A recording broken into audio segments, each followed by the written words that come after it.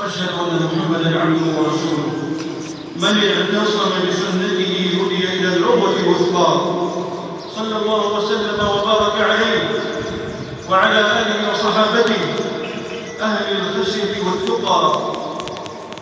أما بعد، اعلموا أن الموعظة إنما ينتفع بها حق الانتفاع ويستفيد منها حق الفائدة من أقبل على الله بقلبه والتمس الهداية من كتابه.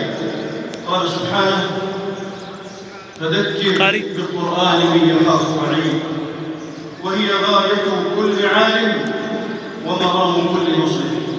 كل ذلك على منهج رسول الله صلى الله عليه وسلم وصحابته الكرام بالعلم والحكمة والموعظة الحسنة.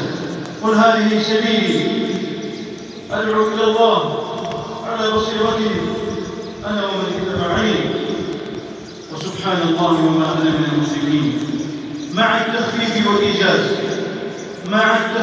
والإيجاز حتى لا يمل الناس ويرجعوا فيقع نقيض مقصد الشارع، وهو أمر تنزه عنه الشريعة.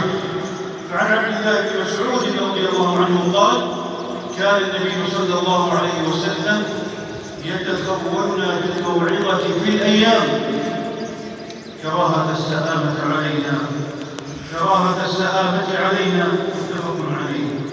هذا وصلوا وسلموا عباد الله على خير خلق الله كما أمركم بذلك ربكم، فقال جل في علاه: إن الله وملائكته يصلون على النبي يا أيها الذين آمنوا صلوا عليه وسلموا تسليما.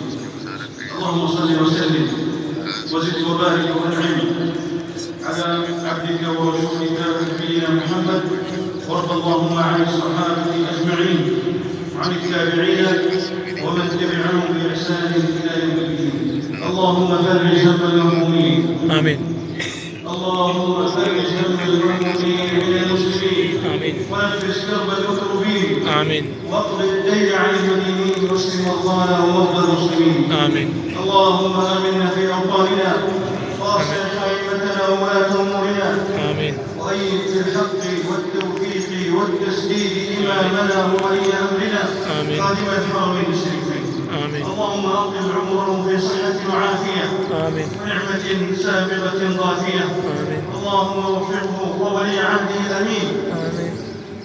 لما فيه صلاح البلاد والعباد وعز للإسلام والمسلمين. اللهم احفظ جندنا المرابطين على الحدود والثغور. اللهم احرسهم بعينك التي لا تنام، واحنفهم بركنك الذي لا يرام. آمين. يا ذا الجلال والإكرام. اللهم كن لإخواننا المستضعفين مؤيدا وظهيرا ومعينا ونصيرا. اللهم كن لهم في فلسطين. آمين. اللهم كن لهم في فلسطين آمين. وفي كل مكان يا رب العالمين. آمين. اللهم أبدل ضعفهم قوة وخوفهم أمنا وبؤسهم سعة ورجاء، واجمع كلمتهم على الحق والهدى برحمتك يا أرحم الراحمين.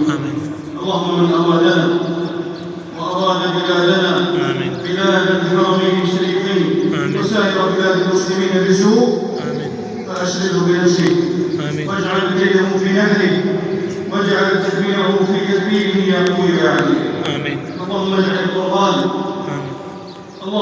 القرآن العظيم ربيع قلوبنا ونور صدورنا وجلاء همومنا. اللهم علمنا منه ما جهلنا وذكرنا منه ما نسينا، وارزقنا تلاوته آناء الليل وأطراف النهار على الوجه الذي يرضيك عنا برحمتك يا أرحم الراحمين. ربنا آتنا في الدنيا حسنة وفي الآخرة حسنة وقنا عذاب النار.